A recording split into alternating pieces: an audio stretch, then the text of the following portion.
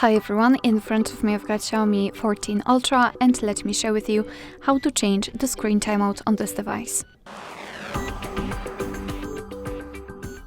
So let's start with opening the settings, and here we have to scroll and find the lock screen. Let's tap on it.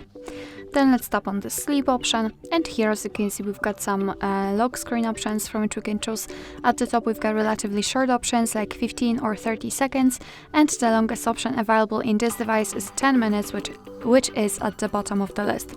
So all we have to do is to tap on the option we'd like to use. I will choose 5 minutes, and as you can see it is immediately notified right here, which means that from now on, after 5 minutes of inactivity, this device will black out.